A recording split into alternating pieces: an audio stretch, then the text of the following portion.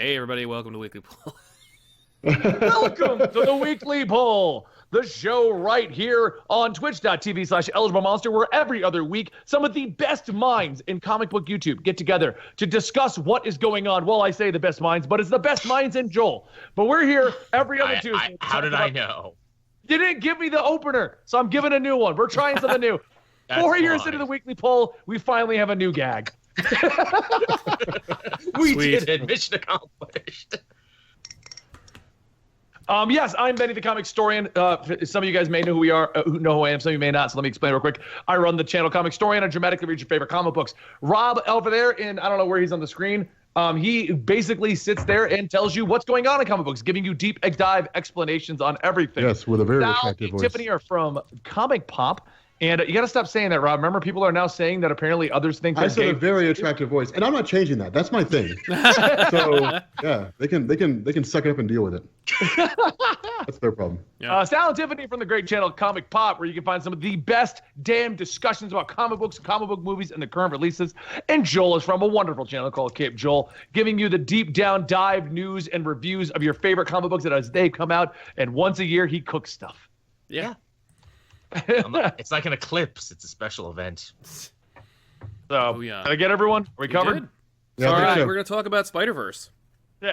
So today, guys, just so you know, is a 100% spoiler cast. We are talking Spider-Verse. Spider-Verse Easter eggs, opinions, what's happening in it, the whole 9 yards. So if you didn't see it, this is your one warning. There's Your one nothing chance else to to leave. talk about in December for comic books. Yeah, I like. There's Aquaman, but like that's not out yet. So Right. We I'm didn't the only see one it. that's seen it, I think. I'm the only one that could talk about it. yeah, Lucky. balls diggity. What's up? He said, "What's up, Rob?" I was like, "What's going on?" What's going on, man? That's a good Squid Okay. Game. Where do you guys want to start? When do you want to talk about this? Did anybody not like it? Joel? Yeah, I hated it. It was a terrible movie. Right? By terrible, We I need mean one praise. I person who loved hated it. it. Well, that would be an interesting discussion because it's like, well, why? But it looks like we're all on the same page as far as like we all really dug the movie and we thought it was It's awesome. dope as hell. Yeah. I mean, it's the best animated movie that came out this year, I think, pretty much hands down. Even before you start talking about it in terms of comic book movies and other Spider-Man movies, it's just the best animated movie of the year. It's the best Spider-Man movie. It's the best Spider-Man movie to date in general. Here's my question: why didn't they use Norman Osborn? Well, they did. He's in there. If Yeah, I'm for a not- second. No. It's just no. Norman Osborn's he's not in there at all. Oh, the That's Green not what I Goblin saw. is there for a No, minute. Green No, Goblin's no. Like Oscorp. No, it's Green Goblin's in Green. Okay, correct me if I'm wrong. Oscorp is how Oscorp in the Ultimate Universe is how Peter got his powers. Yes. Yes. Yeah, and then instead it was just Alchemax. Yes. Yes. Yes. Yeah. So it wasn't. Yeah. So they didn't have like Norman Osborn or Oscorp. No. Alchemax from Miles. They never told us how the original Peter got his powers, as far as I remember. Yeah. No, and- well, the same spider that bit Peter was the one that bit Miles, I thought. No, We different just- spider in this one. Different spider. Right, in but it was both still universes, still in both the Oscorp. movie and in the Ultimate Universe, it's a different spider. But in the Ultimate Universe, it is the same company. It's an Oz-infused, Osborn-made genetic spider. In the movie, it's just an Alchemax spider. I don't know, but like, there's so little we know about Alchemax or Oscorp. I mean, like, we only know that the Green Goblin was Norman Osborn, besides being fans and knowing who Norman Osborn is because Blonde Peter calls him Norman. Yes. So we know that's... Hey, Norman, stop. Yeah. Yeah. Okay, yeah. So yeah, I guess I missed that part. So we know he's there, but like, and maybe that's what they're kind of building up to is instead of saying you have like Oscorp, which gave Miles and Peter their powers, they're calling it Alchemax, so they can turn around and throw Miguel O'Hara in there and give him a reason to come back and stop Alchemax. Absolutely. So they're building the long. Okay, I feel like we're in the middle of nitty gritty. Let's start at the very beginning of the whole thing. What do you guys think about the animation? Like, let's just start from there. Okay. Stunning.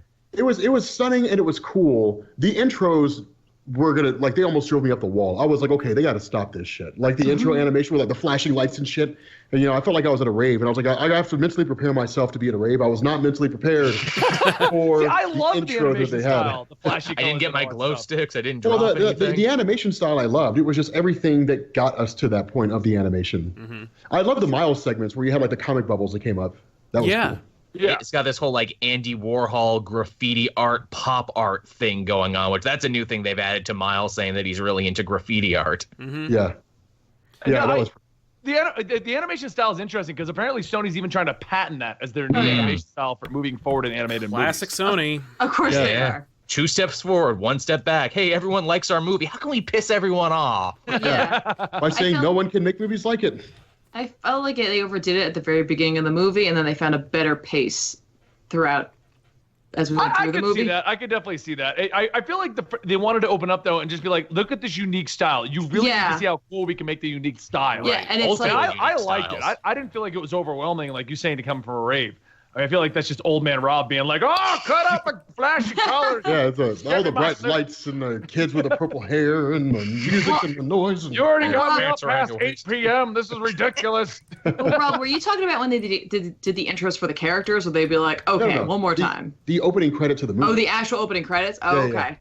Yeah, I felt the same way. I honestly don't even remember them all that much. I just remember being like, all right, I guess you're doing an animation style, and it just felt like it was almost more like a highlight reel for like a resume initially than like what they were trying to do. And then inevitably they found their stride. They're like, oh, okay, we can have our style and not be like, check out all the crazy bells and whistles we can do. And I'm like, I got that. Tell me the story. Right. Like, can I tell a story with it though? Isn't it? Is it better than just a music video? And it's like, and it worked out. But I like that point you made about how they were like kind of like trying to prove that they could do it without actually having like any substance in the very like beginning, where they're just like, look at all this crazy crap. Now, let's ease into a story. I can see that. I do, especially with, and I do see your point here on this, Rob. We didn't go in expecting that in any way, shape, or form. We were expecting for like just a generalized animated movie, not like, look how cool we can do things. It's like a comic, right? Right. Yeah, it was. I think it actually lives up to that. Lots of comic book movies have said we're like a comic. I think this one actually lived it and baked that into its DNA. This is no Ang Lee Hulk. Right. Thank God. But I will say, okay, I feel like they nailed Miles Morales perfectly in that movie. I think they had him spot on. I think they created a new character named Miles Morales, and I like him more than the one in the comic books. They did, really? Didn't they? I mean, they made a couple changes, but I thought they were like really, really close. I've always liked Miles' dad, too. But for totally different reasons. Like, I like Miles' dad in the comics, and I like Miles Morales Miles' dad, Jefferson, in the movie, but I like them for they're totally different characters. Oh, yeah, they are. Yeah. That is true. And by the way, fun and great, and I like Miles as well, but I actually understand who Miles is in this movie way more than I get him in the comics. They give what they've done in the comics recently is retconned them in its entirety. But they've completely changed all of his. Well, they're doing what you're saying. They're trying to make him more straightforward, because I think Marvel realized, hey, he's popular. No one knows anything about him outside of. Can't reference the Ultimate Universe anymore. Yeah. Well, that's the thing. Like his origin for the Ultimate Universe was never convoluted in the first place. No, like he's like a part African American, part Hispanic kid living in the inner city in New York. He gets to go to like one of those charter schools, and his dad doesn't talk to his brother because his brother did really shady things when they were younger, and his dad chose a better path, which is something I'm surprised they didn't focus on. That all it was. They brought it up and. Oh, well, they brought it up insofar as it was like, we have history, but like that's about all you got. They say they used to go tagging together, so I mean, that's like a theme in this whole movie where it's like they hint at a greater history for a lot of things, but they don't bog down the story with the details. But especially if you're a fan, especially if you know the history, you like look at they touch on a thing that you're like, I know the history there. And I really appreciate they didn't like dwell on it, because it would have lost people who don't really know or don't care. And we can move on with the actual story, which is about like these two people. Yeah.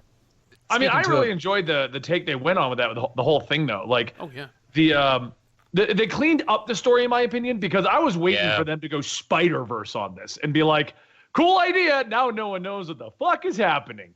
Yeah. So cleaning up Miles' story, I feel, is just a part of also cleaning up Spider-Verse as a whole. Yeah. Because Spider-Verse just makes no goddamn sense. Well, it relies on like Dan Slott writes this as like, hey, like here's a fun story. If you cared enough to read my whole run, like that's or even going back, what was it? Was it J. Michael Straczynski? Well, who was it that introduced Morlun originally? It was at JMS, yeah.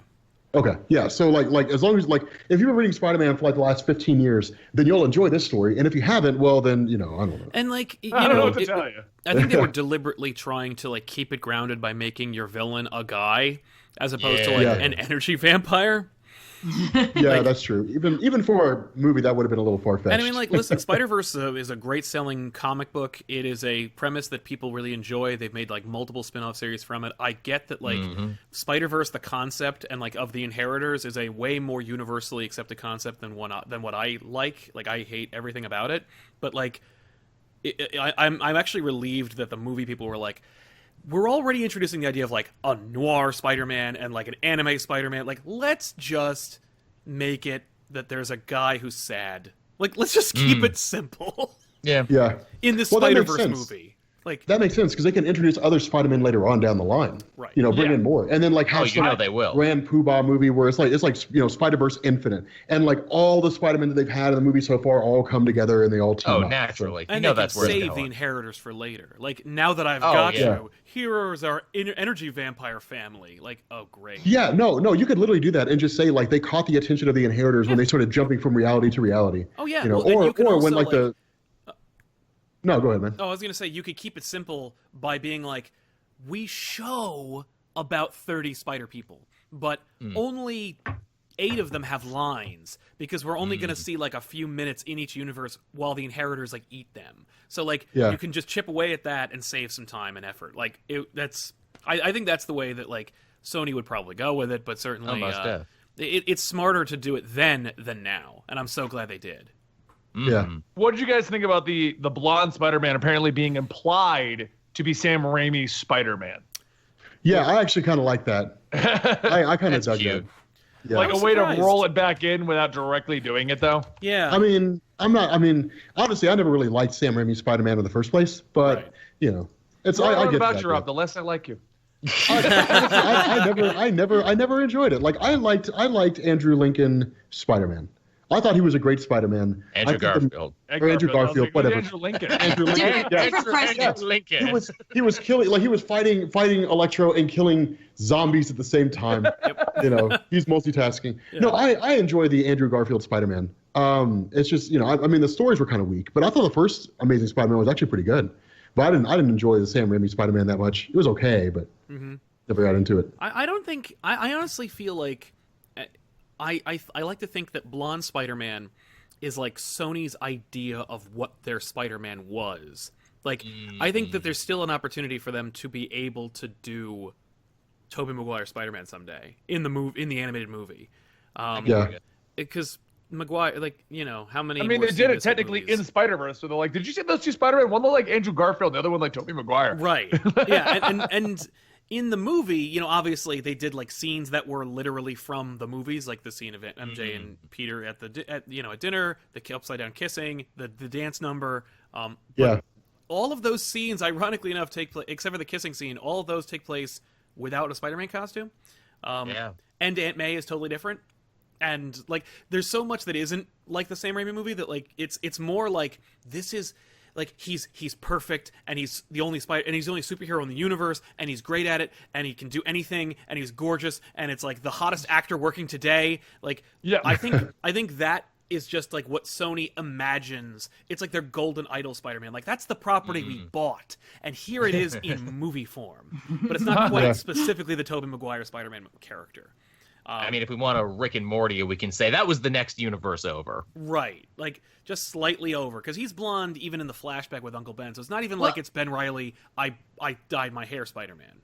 Well, but haven't you heard people talking about how, like, that this could be a universe where it is? Yes. Where, like, either actual Peter Parker either died or left or whatever, and Ben Reilly just was like, I am Peter Parker now. Cool. Right. And look at how great I ended up being. Prove I'm not. I've heard that. I think that makes it more convoluted. Yeah. Oh yeah, because you have to understand the nature of Ben Reilly. You have to understand like why he exists, where he comes from. Like, it makes it totally unnecessary they did that. Like, hey guys, there's a story in Marvel Comics called the Clone Saga. Yeah. Well, you might have heard of it. Don't forget, sometimes they could be doing these things just for those who know, and not to actually tell the story. Oh, there were a lot of Easter eggs like that. Like, the fact that he does the dance and it's like so clearly not him though. It's like they're just being like, we know we went a little well. It wasn't even Sony. Like, that's the funny thing. Sony has a lot to apologize for. The dancing Spider-Man, that's all Raimi. Yeah. Well, the funny thing about the dancing Spider-Man is, like, when you see him stopping the train, you're like, okay, I know that scene. Yep. You know, and then he's the upside down. You're like, okay, they could be going there. And then he does the dance. They're like, no, they're going there. They're trying to make you think that this is No doubt about it. Oh, yeah. Yeah. But I liked how he was like the Christmas carols and things like that, which was a great end credit scene where they played the full song out. Yeah, that was pretty great. The Christmas album. To bring it back to Miles there, Sal, you were saying there how you like this character better. They do make some choices here that, God, I wish they had done it in the comics or had brought in the idea that only for a minute we see Miles interact with his friends from his old school, which has never happened in the comics, but we know he went from a school in a not-so-great area to a hoity-toity rich area, so he already has a baked-in fraud complex and a poser complex already before he even enters the realm of being a Spider-Man. That's such a good idea. That's so fucking genius. That's such a great exploration of the character, and it's something that, like, the language is called subtlety. It's something you could never understand. Like, it's it's literally like, oh my god, like, that's the way that you salvage Miles from being an expatriate from another universe to being, like, a redundant Spider-Man. And I'm not saying, like, Miles is redundant in terms of, like, who cares about Miles. It's more like, in Miles' perspective, he should feel redundant because Spider-Man was literally, like, the third superhero in the Marvel Universe. Like, you know what I mean? It's Cap, Namor, the Fantastic Four, and him. Especially because he's got to share it with an alive Peter Parker now, where it's like, well, what's your direction? Peter Parker, they're never going to kill. No. Oh, yeah, no way. Not truly. Yeah. Like, well, we're not getting, for any this length is the of time. closest we'll ever get to it. Right. Yeah. Well, we've seen Which it, I felt, in all honesty, was a very powerful scene the way they did it. Oh, They treated it like we did kill him. Like, we're doing it early, though. You know he's coming back. But we did kill him. They hype him up so much. He's so capable. He's got, like, a gazillion gadgets, and he can do anything. The Kingpin punching him in the chest and dying is like, really? You didn't have any armor. You had nothing. You couldn't move. I know you were tired. I get that. But it's like, and by the way, that's literal. That's like CinemaSins bullshit, and it's not me. I'm just saying out loud, like I'm in the movie. I like it, but you're a little disproportionately over OP to be punched in the chest and die. Well, the other villains wore him down a little bit first. Well, dude. The explosion. The explosion, yeah. But it's hard to tell. They jump through explosions all the time. Explosions knock them into buildings every day. They fly through buildings like after being punched. Like, it's just, I get it. And by the way, like, it's fine. I'm not complaining. I'm just saying, like, it was a thing that I was like, all right, well, whatever. We need him to die. Like, that's what CinemaSins will address. Is they'll be like, okay, so like Spider-Man was ill-equipped and unprepared for the most logical course of action that any villain would take. Right. To punch him insanely hard. Yeah, right. And it's like okay, like that was kind of weird. But I will say this. Had time allowed, I would like to have seen like negative reaction to Miles Morales being Peter Parker or being Spider-Man. Oh, that would have been fun. Had time allowed, whether it was Mary Jane, whether it was because like as soon as he shows up, it's Spider, and there's like all these Spider-Men who show up on the doorstep of like Aunt May, whose grandson or I guess whose nephew just died. Died. There's flowers on her pretty stoop. Accepting. But then again, I will say this. She does show up, and she is pretty like quick to be like, "Oh yeah, join up" and everything like that. Right. But then she shows 3 other ones. So for all we know, when Noir showed up, she was like, "No!" Yeah, exactly. She got it all out of her system. By the fourth, she's like, "Oh, hey, Peter. Yeah, come on." And how adorable is it that all these dimension displaced Peter Parkers, when they're in their darkest moment of need, they go to Aunt May's house for help first. Yeah. I also like how Penny, which I thought was a bit weird. Penny Parker. Yeah, she's like, I don't know you. No, you know what? She probably used some science in her mech to like trace the other energy signatures, and it finally went there. Well, she's from the future and an alternate reality, so she could be like, oh no, I know that Peter Parker comes from. Like, this timeline. She's like, just everyone a smart knows kid. Everyone knows the fable of Aunt May. As long as Noir was the first one, all of it would make sense to her. But if it was Spider-Ham or Penny, she'd be like, "No, what? No, go away, little girl and cartoon pig." Exactly. Well, okay. See, that's the funny thing. Because somebody asked the question, they said, "Where was Jessica Drew?" Now, under normal circumstances, I would say, okay, maybe this is a universe where like Clone Saga never happened in the Ultimate Universe, but like they explicitly call it Earth 1610. And that's the problem that you have when you tack a numerical designation on like identify a universe. Yep. Because then it's like, well, where's everything that's supposed to be in this universe? Yeah. is a question people ask. And so I don't know, maybe Clone Saga happened and it just like they just didn't address it. They just focused on Miles or something like that. But like you would think that Jessica Drew or somebody would have shown up if she existed. Yeah. You know? Well, and we know Jessica Drew will show up because Sony has announced, and it's, by the way, I think it's the first time we've actually gotten confirmation about it, because everyone's kind of been wondering for the last, I don't know, 10 years or so, like, who has Jessica Drew? Is she part of the Spider rights, or is she a Marvel character? And Sony announced that like they're going to make a spin-off movie with all female Spider characters, and one of them is going to be Jessica Drew. And it's like, oh, you mean you had Jessica Drew the whole freaking time, and you rebooted Spider-Man right after Spider-Man 3 tanked? Like, you could have solved a lot of problems just by doing that right now. But I was like, that's funny that they finally showed their hand. Like, oh no, we had Jessica Drew the whole time. We just didn't do anything with her. What a weird time and place to show your hand. Right. Well, okay. Leading off of that. Yeah. If I'm stepping over you, Tiffany, just please say something. I got it on a different screen now. I can't see you trying to talk. and for some reason, today's the most polite episode of the Weekly Pull ever. Oh, no. You go ahead. Please. Oh, no, you go ahead. It's because it's Christmas. But the question I was going to say is, what did you guys think about Spider-Gwen? Because for me, I loved her portrayal in this. Oh yeah, she was solid. I liked the way they rolled her in. That like she was because from what I could tell, technically she was the first one yanked into the universe. Right. Yeah. That's the way she was playing it off. Yeah, and then like she sneaks into Miles' school and like spies on Miles. I loved it because they made her super resourceful. Yeah. And they made her very, very capable. Yeah. And that's kind of what that's kind of what I expected from. I mean, it's what I expected to a degree. I didn't expect her to be as resourceful as she was, because like she was figuring it out just like everybody else. But I didn't expect her to be that resourceful. But I like what they did with her, and she looks really. I mean, they definitely played into the popularity of Spider-Gwen. Yeah. You know, and oh my God, and the costume looks just as good as I'd hoped it would. Yeah. Oh, the costume was amazing. I loved the hair, the excuse for the side buzz. Yeah. That was funny. Yeah. I gotta tell Also, you, hey, solid. how cool is it to like Haley Steinfeld again? She's killing it at acting. She's having a great year between this and Bumblebee. oh yeah, she's in Bumblebee. By the way, if you like that her, comes out next week, doesn't it, or this week? yeah, it comes out I think this weekend. If you don't know who that is, it's the awesome girl in True Grit from the Coen Oh, brothers. so good. But like, so Oh yeah, she is. Yeah, she was awesome in True Grit. right, so great. Yeah. Yeah, she was badass in that movie. The universe that Latour and Rodriguez created never looked better than in this movie. Oh, yeah. I would watch her movie more than I've ever bought her comic book. Dude, okay, I was thinking that. I was thinking that when I saw that when I was watching Into the Spider-Verse, I was like, they need a Spider-Gwen movie. Yeah, like, it's just coming. like But this, I want- but it needs to focus on her. Her want, like, little a- end bit where they showed like the blurred graffiti kind of graphics that she runs with. Yeah, Yeah. I would Okay, I just love want to make to sure we're see talking about the same parts. if they work with these characters. If Sony can play ball, or if they like want to, or if they don't like learn the wrong lesson from having 2 successes in 1 year. Yeah.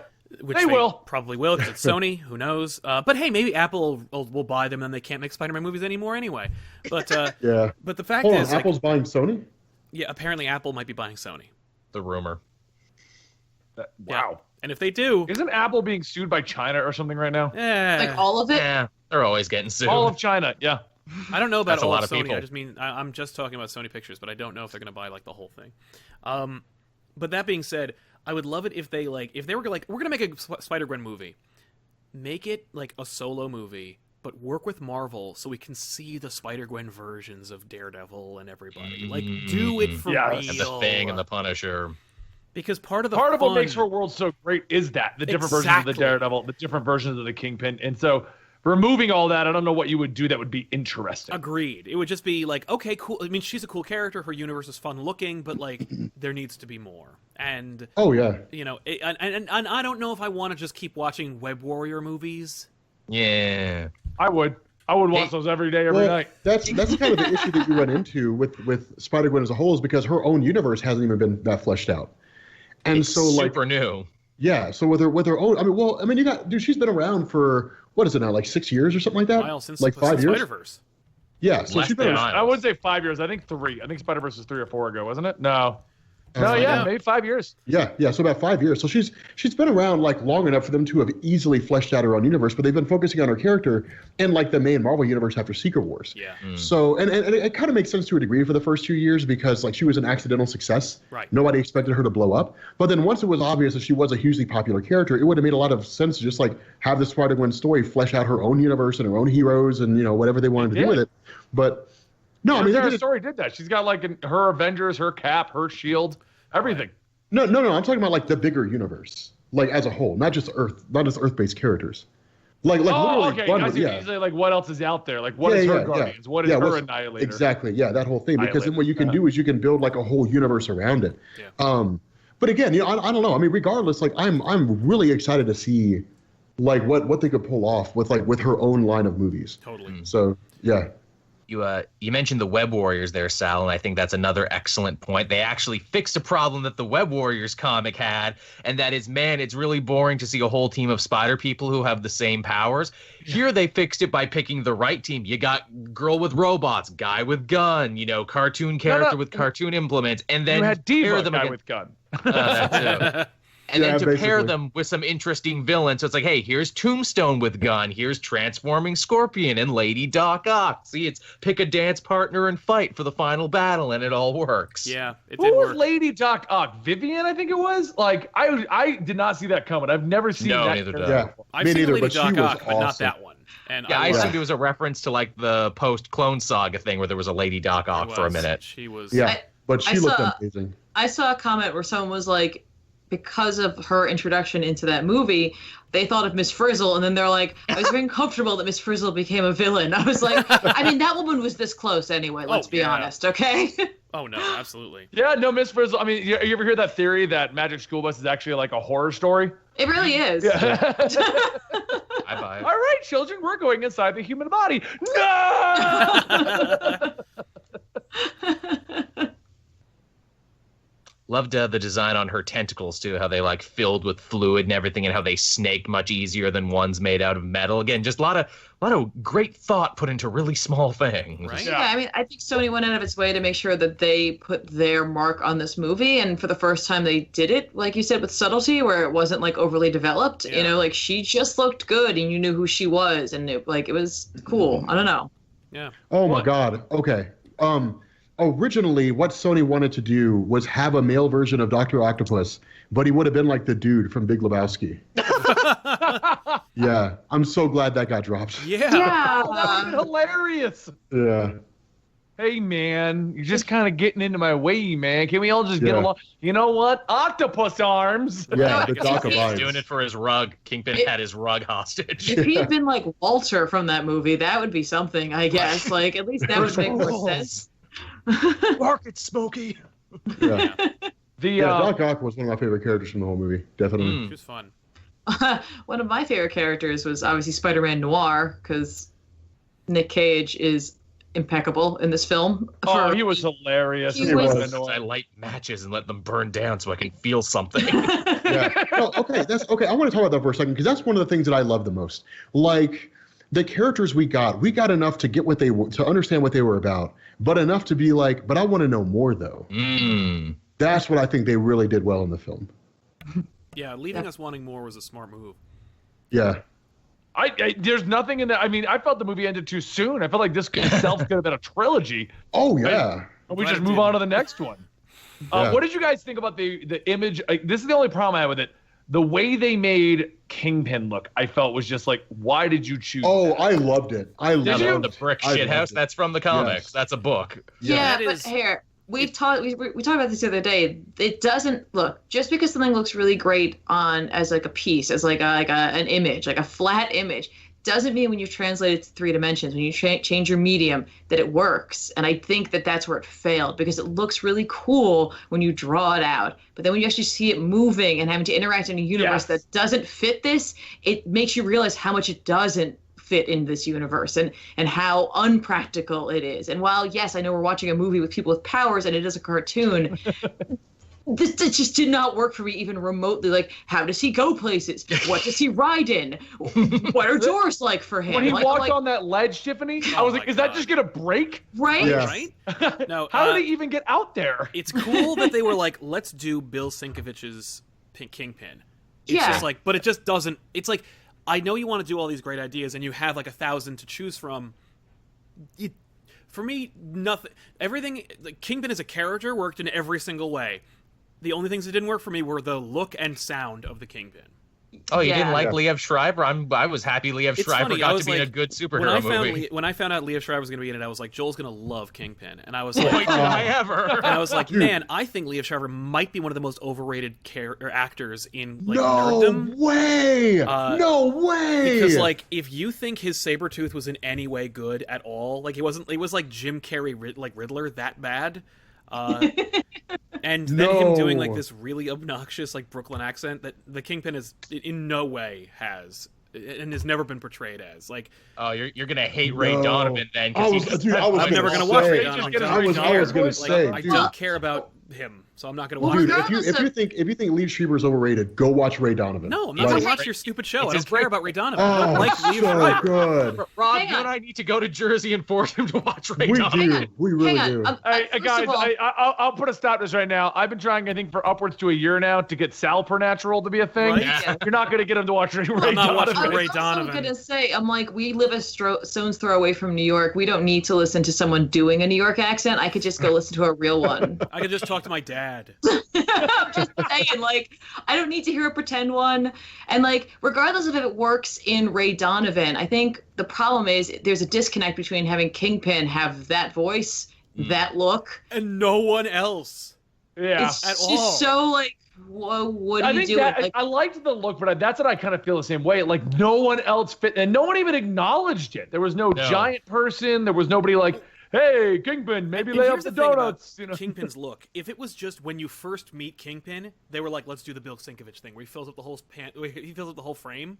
Yeah. And then we go like, okay, but obviously he doesn't look like that. We're just showing you a perspective that looks like that, and then we move on. That would have been really like maybe awesome. Miles' view of him, and that's how Miles views him. But right, but then we like pull back, and it's actually like a normal-looking person, or at least a large dude.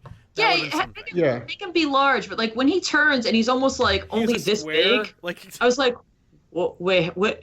What? Yeah, he looks like he's like okay, like and his phone like walks away. And you're like, no. I think a two-dimensional Kingpin.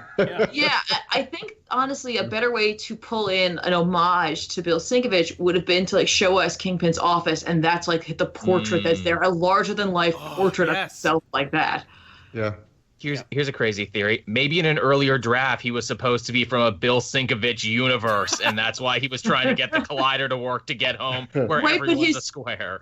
But Vanessa and his son are totally normal looking. Normal, I know. That's what really threw me off with it, because Vanessa and his son, like, or at least his son, looked massive. But Rich never looked like that, and no. And like, here's the thing, though. I don't want to really think about this, but I'm going to put it out there. How does that work then? Oh, no, physically. She'd be dead. That's how she died. That's the irony. That's like when you try to think about, like, how does the Hulk procreate in the universe where he never turned back? Right. Every woman is dead that he touched. Right. That's how. That's how he did it. Yeah. Why does the Weekly Pool always go to, like, how do the big dudes have sex? Yeah, I don't know. That's how we do show. it. That's why. That's how we roll. Quality entertainment. And award-winning right here, guys. Right. Yep. Hey, while we're on that subject, old Broken Down Peter says, it never worked with Mary Jane because he always worried about kids and everything. I'm like, oh, is that because you worried about your life as a superhero, or are you worried about your radioactive spider seed potential? Yeah, that's what I was going to say. He's worried about his cancer-causing semen. Because he proves later on that it's not that. I think he just proves he thought he'd be a crappy dad. Like, he's just like, I'm going to be a bad dad because, like... Right, or I'd be afraid of being a dad. Theory for you. Is that Peter Parker potentially Renew Your Vows Peter Parker? Right? He's gonna go back and have Mayday. No. I think Renew Your Vows is too awesome of a story for them to do it that way. Like you could make a Renew Your Vows. Okay, see that's what's so cool about Into the Spider-Verse is you could literally grab every version of Spider-Man and do like I feel like Renew Your Vows. like the Secret Wars version by Dan Slott, not the one they have going on now. Even though Jodie Houser's not terrible at writing it, but did they cancel it? I think it's over. Jodie Houser. No, she definitely is. The 12 Years Later plot was horrendous. Yes. Okay. Although I gotta say, no. Like Jerry Conway's first 6 to 12 issues. Yeah, the first one. Great. Oh yeah, those were really good. But Jodie Houser whizzed the bed. Okay, so I would say like Dan Slott's Secret Wars story would be an amazing movie in and of itself, and I feel like it would be a huge disservice to what could otherwise be an amazing movie if they said that's the Renew Your Vows Spider-Man. Yeah, I'd be disappointed if they did. I really would. It's a world of endless potential, so we could have our cake and eat it too. Now that we know there's a multiverse of Spider-Man. Yeah. That's fair. Okay, so what did you guys think of? I'm trying to think of the different beats in the movie. Right. Okay, so let's just look at the individual characters then. Noir, Spider-Ham, Penny Parker. Yeah. I know what they were going for with the death of Penny Parker's mech.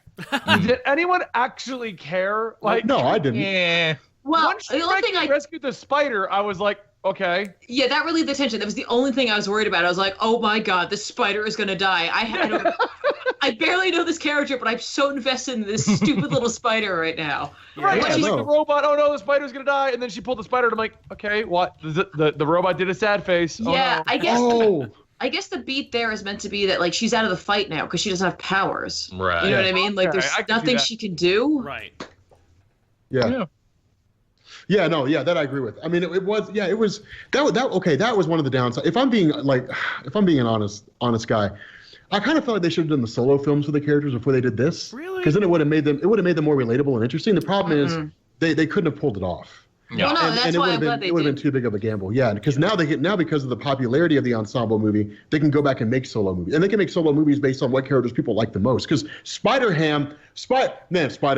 John Mulaney. Spider-Ham's a Spider-Pig. Dude, okay. But the problem is Spider-Ham and Penny Parker would not have sold on their own. No. At all. No, I think Spider-Ham, yeah, okay. If they had done it before they did this movie, no. But after making this movie, I think Spider-Ham would do well.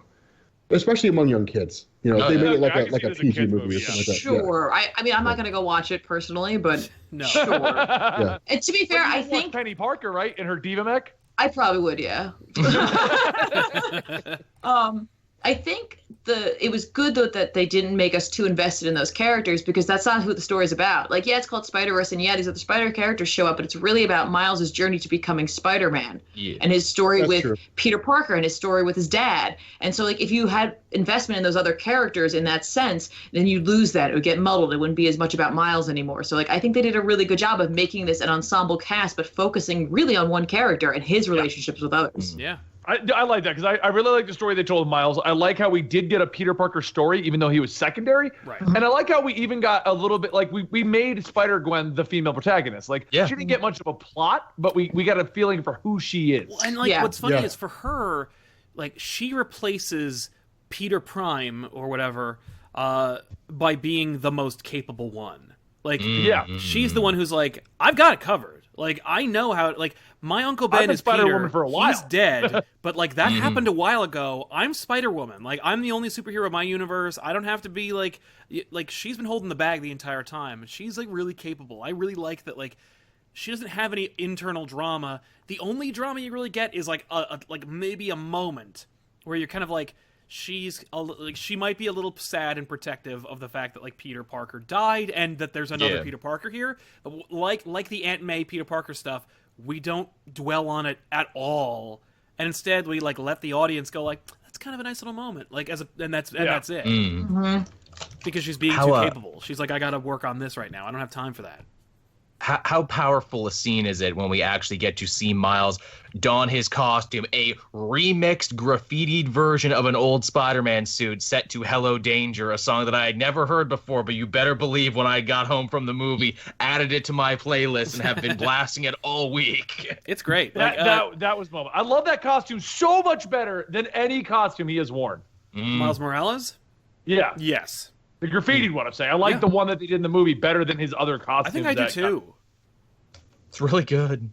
Yeah. What was I going to say? I had a thought and I lost it. Oh. Okay. We're talking about Gwen and how, like, she was cool. And yeah, I don't know. I liked Spider-Gwen's overall character. I thought they did a really good job with her. I like how she didn't steal the show, but you could tell that Sony was very much like, Do you like a female spider lead? Yeah. Do you want We have one? this Project Glass Ceiling apparently Pascal's been working on forever. Yeah, like if you like this, like we're gonna put Spider-Gwen in the movie. If you don't like her, she's not the main character, though. Don't worry. Right. Like she won't get a plot. Dude, You're interested. I like how they're setting up for the sitting in a tree story arc. Yeah. Yes. Yeah, that's cool. You Say know that that's I can see that being the Miles sequel. Yep. Oh yeah, definitely. Because she hits him up at the very end. She's like, Miles. And he's like, "You're really hot, Miles." Like, let's kiss Miles Morales.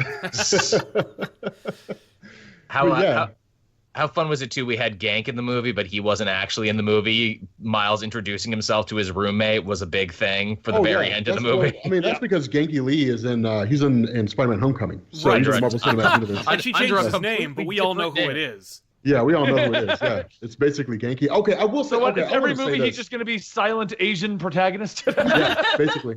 I will say this. I think Prowler was like one of the best comic book movie villains that we've seen to date. That's what I was going to say. Yeah, he was amazing. I've never given a shit about the Prowler until this movie. Yeah. I didn't care about the one that was portrayed in this movie until now. Like, Uncle Aaron as the Prowler, I was like, meh. Like, it never really hit me in the Ultimate books or in the 616 books, but I really liked his portrayal in this because I bought him as a character, and it only took like 10 minutes of screen time or maybe 5 for us to go like, I get who he is, I like what's going on here. Because you're a big fan, it's like I know he's the Prowler. Okay, I questioned that for a moment. I know he is in the books. But I did question it when they introduced him. Like, are they going to go that route? Is that what they're going to do? I knew they were going to go there. As soon as they introduced Aaron, like I immediately knew. I was like, okay, they're going to set him up as Prowler. Like he's going to be Prowler. Like, because the way they introduced Uncle Aaron was, it was obviously like he was the opposite of Miles' dad. Yeah. And he was like the guy who did some shady things. And then when Miles calls him and he's like, I'm out of town for the weekend, I was like, Prowler. So, I was hyped. To think all it took to make Prowler cool was to give him lightsabers on his hands and feet. Oh, I think that's the coolest thing ever. I think the way to make Prowler cool was to make Cottonmouth his voice.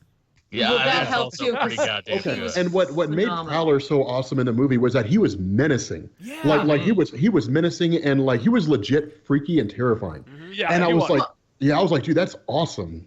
But here's what's funny. What I liked the most about it was the fact that they took your standard Peter Parker, Uncle Ben storyline, and they completely did it, but flipped it on its ear, where it's just like, instead of being one of his parents, it's his uncle, and his uncle happened to be the villain this time. Right. Yeah.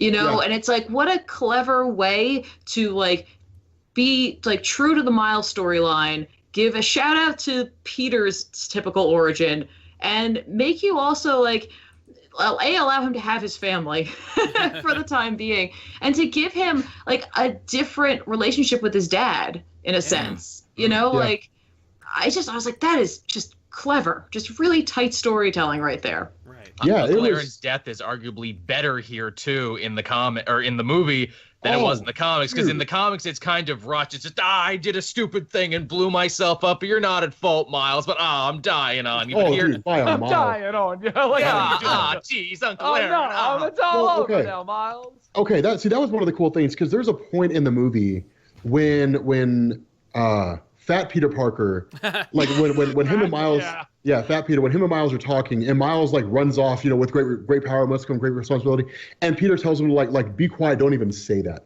And as soon as that happened, when he gets pissed off at hearing that, the vibe he gave off is, one, that line is nonsense, it's crap, and you shouldn't believe it because it's a bunch of BS. And two, that made me think of Earth X Peter Parker, who's basically just kind of given up. And it was one of the.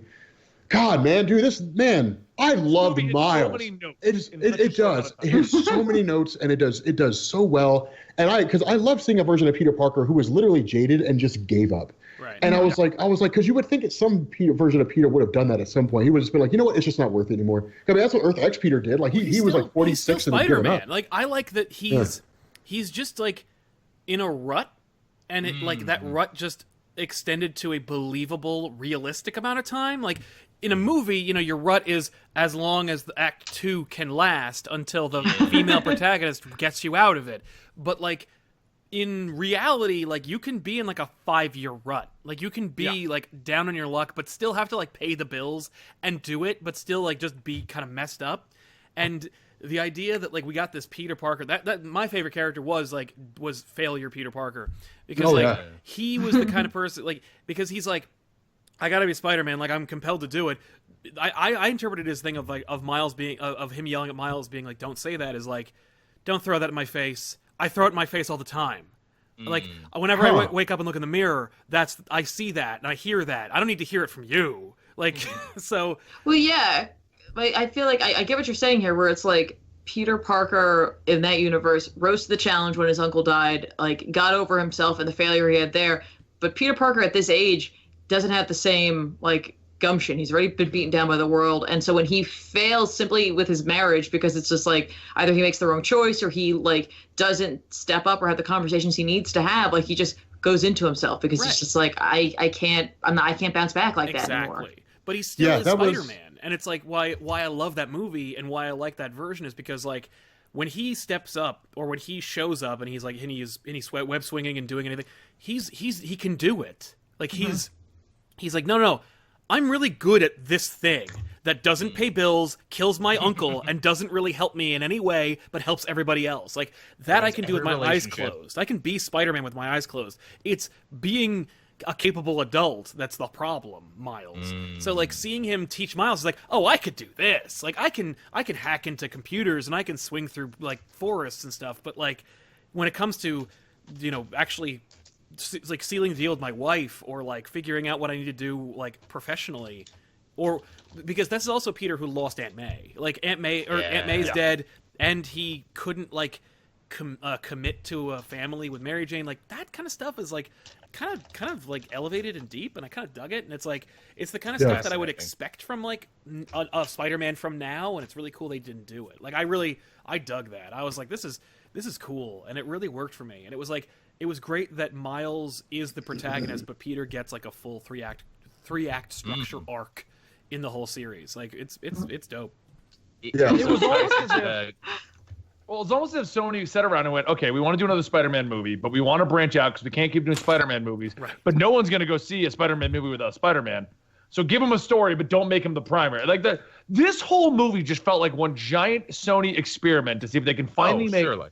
Because it's always felt like they're like, we've always been like, why is there no Spider-Gwen? Why don't you use Jessica Drew? Why is there no Miles? Yeah. And it felt like Sony was like, well, that won't sell. And they finally were like, fine, we will try it. Yes. Okay? Yeah. We're going to try it. And then look, Sony, it worked. So, yeah.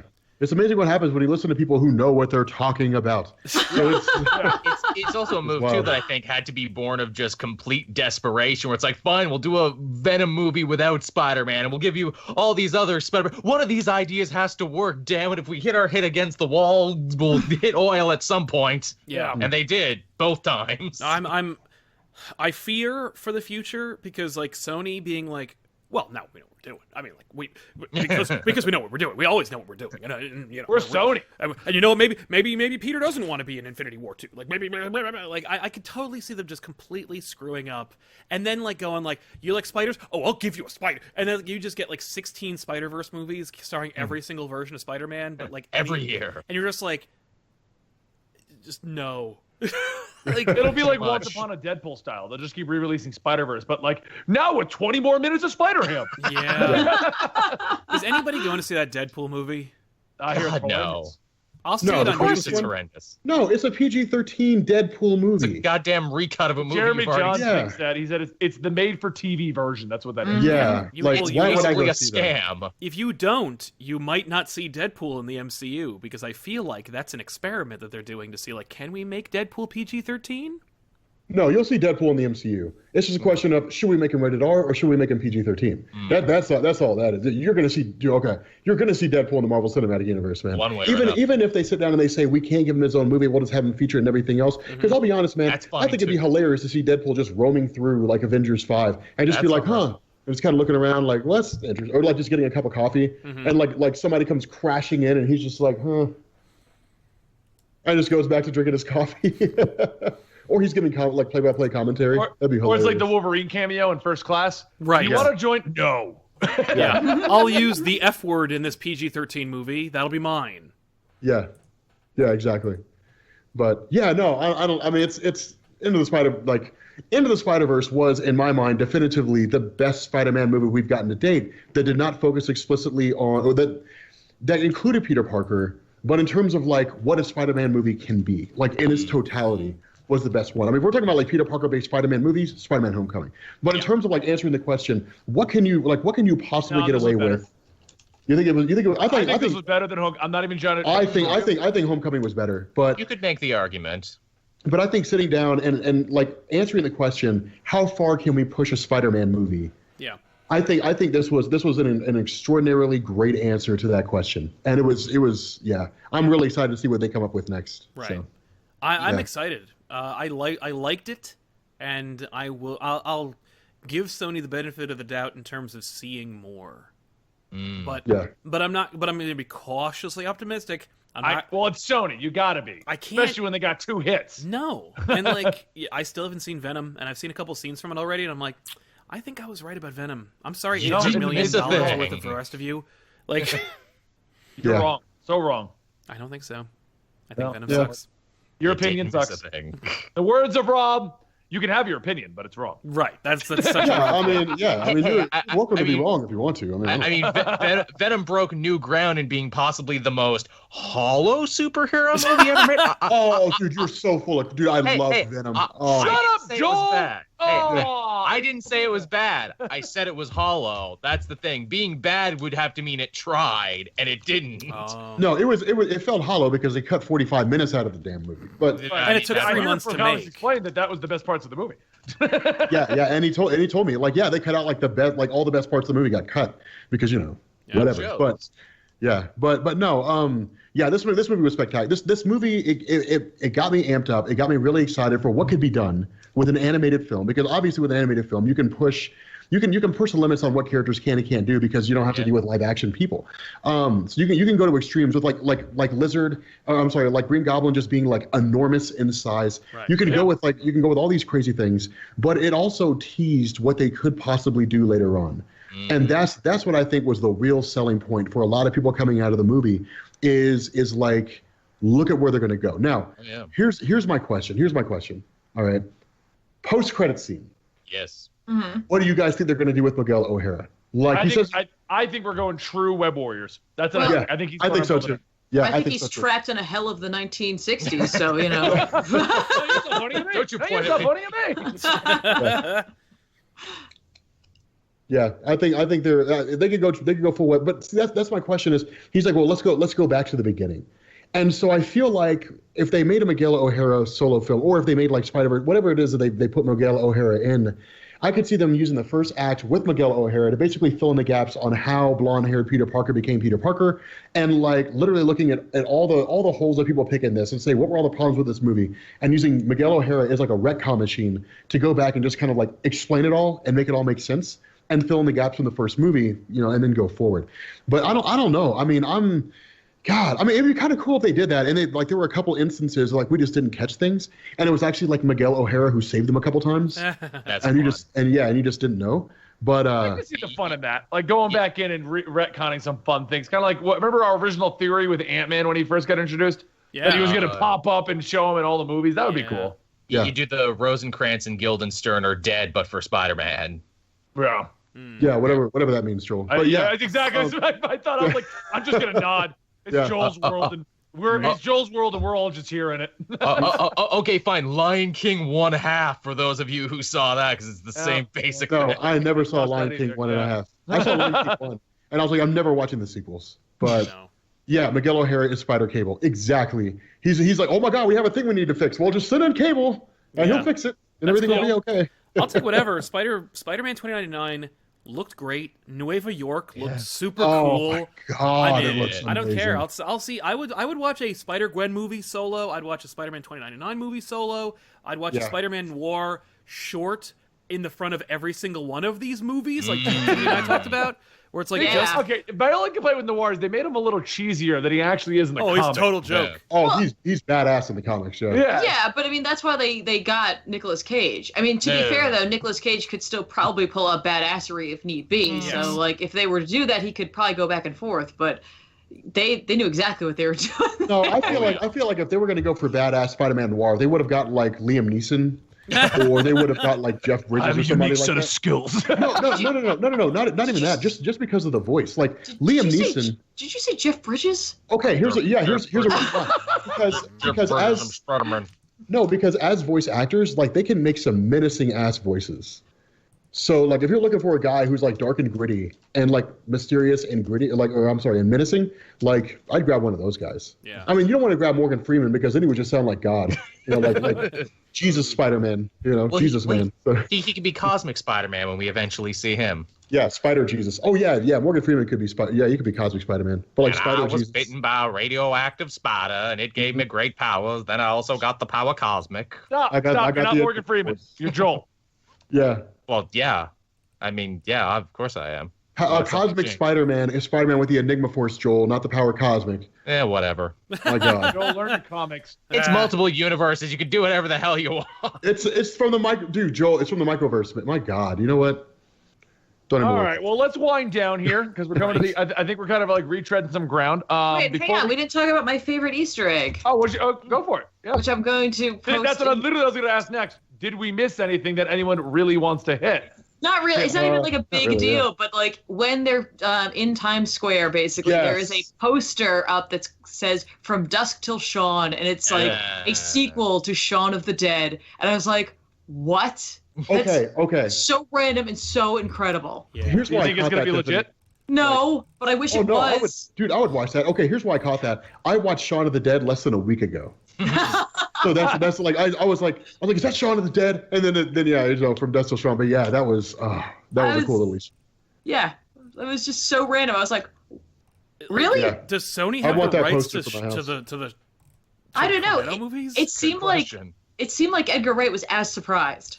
Right? Did it? Yeah, like he tweeted about it. He's like, "Oh, nice call out, thanks guys." Oh no, wait a minute. Apparently, it's the name. Holy shit! It's the name of the sequel that Simon Pegg wrote. Oh, That never That's got why made? it's there. That never got made. Yeah. Interesting. He's too busy making World's End. Right. Yeah. Tanking the Cornetto trilogy. So. You know. Okay, so the last thing I wanted to go over before we kind of just go over what we're doing for Christmas, and we'll see everyone, I guess, the week after Christmas. Yeah. But Maybe. what did you guys feel about the Stan Lee cameo? Because this is his first post-mortem cameo. Oh, Misty-eyed. Yeah, it was a good little tribute. You know, it was a nice little thing to see. Yeah. It's gonna be hard. No, I definitely got misty-eyed with it because it was kind of hard to watch because I don't know,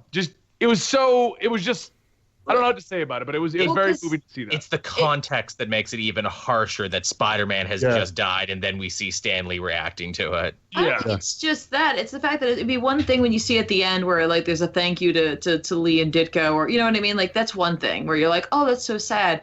It's another thing to know in the back of your mind that is him, and that was when he was alive. You know what I mean? Like it's like literally hearing a ghost. Yeah. Yeah. And like I mean, that for me was like a punch in the face. Yeah, like I mean, I didn't get misty-eyed or anything, but it was sad to see. But but it was sad to see though. I mean, it was a sad little thing. But no, I wasn't like didn't get misty-eyed. I was like, yeah, man, Stan Lee passed. Like that sucks. You know. Yeah. That's how Rob's heartless. Yeah, no one's not challenging heartless. your masculinity, Rob. We're just talking about the sad No, thing. okay. That's Captain Rob, did Obvious. you cry? I'm just 'Cause saying. if you cried, you ain't a man. You ain't a man. Yeah, man. Only women cry. Men don't cry. I'm like Clint Eastwood. Men don't cry. No, I'm just saying. Like I mean, it was. I didn't see it. For a man to cry. I have killed people in my life, and I cried. Okay. Yeah, man, I've cried before in my life. The point that I'm making here is the cameo didn't come across to me as like a sad tribute to Stan Lee. It came across to me as like, hey, like we're remembering Stan Lee. Okay. So I took it as more of like a warmer celebration of it. It sucked. Yeah. Right. Yeah. Oh yeah. It's like okay. It's not like Mufasa died, and I was like, yeah, man. Mufasa died. Like that happens. Dad's sometimes. died. What do you want? Yeah, you know, yeah. They get trampled by buffalo. Yeah, no, it was wildebeest, Sal. My God, Sal. I didn't say Jesus. I love that this is Rob's benchmark for death scenes. I know. Yeah. Is Mufasa's death scene. Oh Like, no, no, because Mufasa died. let me tell you something. Let me tell you something, man. Dude, these kids, they are not prepared. Dude, when Lion King comes out, all right, they're gonna be like, let's go see Lion King and see the scene that everyone's talking about for like the last 25 years, you know, and then like the wildebeest are gonna come running down. We're gonna be like, yep, man, we know it's coming. And it's like, I mean, I don't want to watch, but I have to watch because I'm in the theater seeing the movie, and the wildebeest come running down, and the whole thing happens, and the music's playing, and because I really hope it's a soundtrack from the original film, and the music's playing, and Simba's on there, and he's like, Dad, and it's like Simba, you know, and then like Simba's hanging on for dear life, and Mufasa comes running down, and Mufasa jumps up, and it's just like, yes, he saved Simba, you know, and then he gets carried away by the wildebeest, and you're like, no, and then they're like, oh my God, he got trampled to death by the wildebeest, and then he jumps up on the thing, and it's like, oh my God, Scar's gonna save him, and then like he's like, Scar, help me, brother, you know, and then Scar like he goes down and he clamps his hand, and he's like, long live the king, and then he lets him go, and he's like, oh, and then someone's like, Rob, have you considered a new channel, Rob Explains Disney Movies? Right. No, I I'm haven't watched that. I'm just saying, Can we just have Rob reenacting famous scenes from It's movies? really, Like, it's just kind of Rob shouting movies at you, which I'm okay with. it is an emotional roller coaster, and then Disney's like, okay, guys, like we know it was like an emotional roller coaster, and we know you're feeling all over the place, so we're just gonna like dig the knife in a little deeper. and here comes Simba, Dad, wake up, Dad, you know, it's just like, oh my God, you know, and it's just like, okay, I cried when Mufasa died. All right, so it was my God. The way you were wording it, Rob. Man.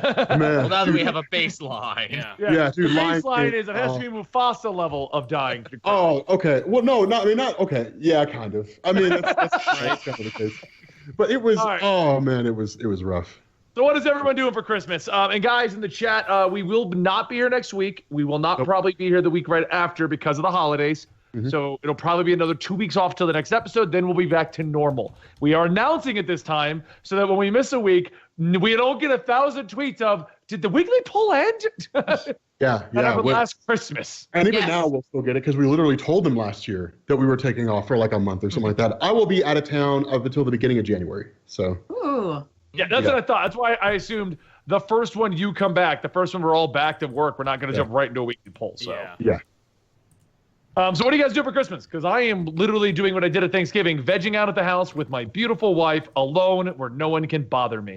Yeah. Yay! Greatest holiday ever. Yeah, that sounds dope. That's I'm going to pretty much what we're Lexington doing. for Christmas, and then I'm going to Ohio for New Year's Eve. So I'm having a very, very busy end of the month, which I'm very excited about. So. Nice. Yeah. Right. I'm glad you're going to Ohio. Then I'm glad that worked out. Oh yeah. I didn't hear any resolution from that. I was kind of curious. Yeah. So what are you guys doing, Sal and Tiff? New Year's Eve. This is your first year, like, married Christmas, that's right? True. No, it's our second one technically because we got married at the beginning. We got married in early December, so loopholes. Yeah, loopholes, absolutely. No, for New Year's Eve, we're actually going to be in New York City, and then Christmas Eve. I just keep skipping Christmas Eve. Why are you going to go as the ball drop? Why? I don't know. No, we would never do that. Part of me's always wanted to do that, but then I see the people out there, and I'm like, I never want to do that. Yeah, and it's they were there always since the day like before. 2 degrees. Yep. And there's like 9,000 people in that one street. Yep. Yeah. Well, that's how you stay warm. So we'll be in New York for Christmas Eve, and then Christmas Day we'll be around here. Just man. Family, friends. You got to huddle together for warmth, man. That's what cows do. So I usually go with penguins, but okay. Yeah, penguins do it too. Yeah, penguins do it Question too. for you, Joel. Do Canada people they celebrate Christmas, or is it like? We celebrate the birth of Canadian Jesus. His name was Ted. He was born in a woodshed up in Moosonee. He's a good dude, Ted. Help me regrout the roof. He was the nicest Jesus ever. Like when they crucified him, everybody was like, "Hey man, like you want some help getting down?" He's like, "No, I'm good, man. Like I'm serving a purpose up here, man. It's good." Me personally, I'll be going to the rich part of town, dressing up as a series of ghosts and just looking into people's windows, telling them to repent. I thought you were gonna say you're gonna go to the rich part of town, dress up as a burglar, and steal their shit. And I was like, damn, Joel. Robbing folks on Christmas. Oh, damn it. I mentioned it. Now people know. I know Wet Bandit. Yeah, this is Canada, man. This is where Santa Joel like takes from under the Christmas tree. That's about it. You see, it's all reversed here. Instead of giving each other gifts in Canada, we sneak down the chimney and take shit. Yeah. Canada has a purge day. It's their Christmas. It's how they're also polite. Exactly. We're nice every other day of the year. But on that purge day, I'm taking your shit and killing you, Rob. Oh man. I've got my LED masks and all my weapons. They're all fake replicas, but they're still weapons. They are sharp. Thank you for joining us for today's episode of the Weekly Poll. I hope you all have a wonderful holiday season. If you're one of my wonderful Patreons, we're going to be starting our movie night in about 30 minutes. I believe National Lampoon's Christmas Vacation is the winner, so we're going to watch that and make fun of it. But that's no, dude, the movie makes fun of itself. Don't you yay? That is a great movie, Sal. I said yay. Oh, it was a great movie. I was like, yay, that's great. Very, very soon. You can find more information about that on my Discord. If you are curious about joining that or being a part of it, just head over to the Discord. The moderators there will take care of you, get you set up. But otherwise, don't forget to check out Rob over on Comics Explained. He does a wonderful job of explaining all your favorite comic books to you. Deep dives, goes into the lore levels that none of us here can compete with, other than Sal, who does wonderful discussions with Tiffany over on their channel, Comic Pop. If you want to get your weekly reviews, you want to get all that knowledge dropped on you, then go check out Joel over at Caped Joel. And if you want to get your comic books read dramatically back to you with weird voices and funny music. No, wait, it's the other way around. Weird music and funny voice. You know what? You know where to find me, Comic Storian. And if you do enjoy hearing podcasts, hearing us talk about comic books, or just chatting with me in general, we do stream on this Twitch channel every Thursday, Friday, Saturday, Sunday, Monday, doing various podcasts from Conspiracy Cast to Comics Experiment to the Weekly Poll to the Comic Storian Weekly Show. And we play games like Warframe, Final Fantasy XIV, and various other things here on a frequent basis. So thank you guys so much for joining us today. I hope you guys enjoy, and I hope you enjoy your holidays. Do you guys want to say goodbye? Say Happy Christmas? Yeah, Happy Holidays, Happy everybody. Christmas. Thanks for watching. Thanks for being Happy a loyal Jesus Day. Weekly Poll fan for the past year. We really appreciate it.